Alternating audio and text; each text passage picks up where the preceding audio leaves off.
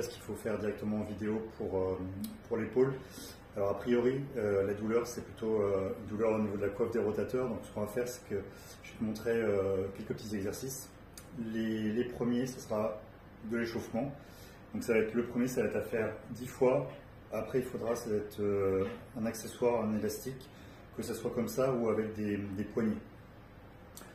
En tout cas, au début, l'échauffement, ça devra être réalisé à chaque séance, même éventuellement sur les séances plutôt axées au bas du corps. Ça permettra de travailler en amplitude. Et puis éventuellement, les jours de repos chez toi, tu pourras le faire aussi.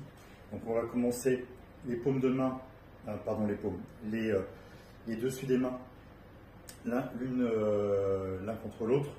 Et puis, on va ouvrir au fur et à mesure les mains tournées pour se retrouver les paumes face, puis après les paumes vers l'extérieur. Je vais mettre le profil, voilà.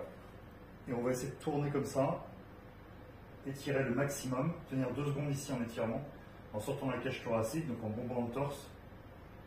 Et tu reviens devant, doucement, en tirant les épaules vers l'avant. Donc ici, en fait, on voit bien le mouvement en fait, de l'épaule, ça va vraiment faire ça. L'amplitude complète. Le but, petit à petit, c'est d'aller chercher le plus loin possible, toujours sur le principe de ne pas avoir de douleur particulière. Donc, à faire 10 fois, je le fais en version accélérée ici, donc si tu peux aller plus loin, tant mieux. Moi, tu vois, je suis un peu limité aussi au niveau de l'amplitude. Ici, on garde 2 secondes, on revient. Voilà, donc ça, à faire 10 fois de suite. Ensuite, autre mouvement, tu vas placer ta main sous ton coude, les deux bras comme ça, pliés à 90 degrés, et là tu vas simplement remonter. Le fait d'avoir la main ici, c'est pour maintenir l'axe, pour pas que le coude ne descende, ne monte trop. Ce qu'il faut, c'est que le coude soit au niveau de l'épaule. Ici, hop. Là, l'amplitude va être limitée aussi. Tu vas t'arrêter si jamais tu dois t'arrêter jusqu'ici parce que tu as mal. Dans ce cas-là, tu t'arrêtes. Mais l'idée, c'est de pouvoir petit à petit aller chercher un petit peu plus loin, sachant que ça ne sert à rien d'aller chercher à l'extrême. Donc ici, on remonte doucement, 10 fois d'un côté, on change de côté, 10 fois de l'autre. Une fois que ça c'est fait, après tu vas te placer contre un mur. Donc là, on imagine, hop, tu as le mur derrière toi et tu vas faire glisser tes bras derrière. Je mets le profil. Là, tu imagines, en fait, je suis contre le mur, hop, et je vais faire glisser les coudes. Je vais faire descendre les coudes comme ça et remonter. L'objectif, c'est que les avant-bras soient le plus plaqués contre le mur. Et si tu vois qu'à un moment donné, il y a le coude qui part vers l'avant, qui part ici, et que tu n'as plus l'avant-bras qui est collé, tu sais que c'est un amplitude maximum. Donc dans ce cas-là, tu remontes directement. Donc peut-être que ça fera ça au début, peut-être même ici. L'idée, c'est de pouvoir vraiment descendre au maximum petit à petit, donc au fur et à mesure des jours, des semaines, pour gagner cette mobilité d'épaule.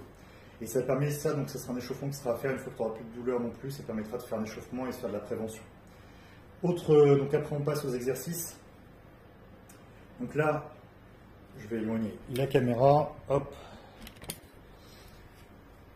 On part avec cet élastique ici, donc on va placer le pied, hop, je garde un petit peu d'espace. Le pied en fait, on va permettre de bloquer l'élastique. Et ici, tu vas simplement monter avec le coude le plus haut que l'épaule et tu vas maintenir ici la tension. Donc tu tiens 2 secondes et tu relâches, tu redescends. On peut mettre un petit peu plus de tension, donc mettre le pied sur l'élastique de façon à ce qu'il soit déjà tendu à ce niveau-là. Ici on maintient, il faut aller chercher vraiment le coude le plus haut possible et on relâche. Petit à petit, si tu vois que, encore une fois, si tu vois que tu as mal ici, tu maintiens ici. Si ça passe jusque là, tu maintiens là. Si tu peux monter plus haut, tu peux monter plus haut et maintenir plus haut. L'idée, c'est d'essayer de chercher éventuellement le plus haut possible, mais tu peux très bien faire des pauses comme ça à différents stades pour respecter le principe de non-douleur.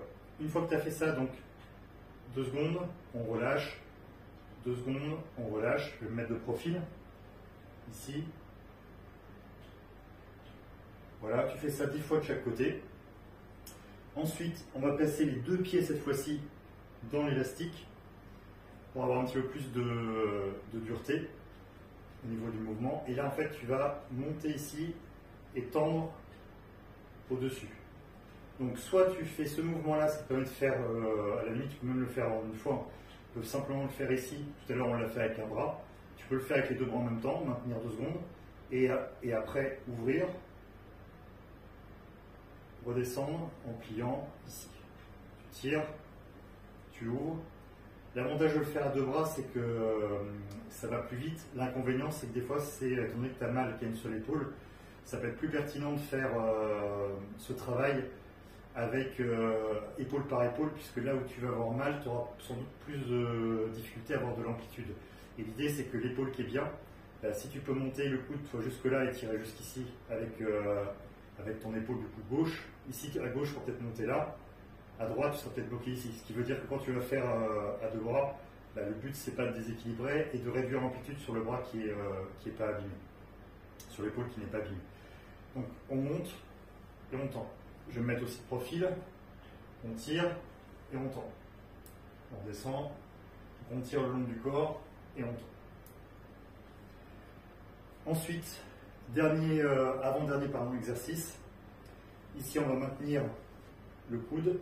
En fait, on va faire le même exercice que tout à l'heure qu'on faisait en échauffement, mais là on va avoir la tension élastique.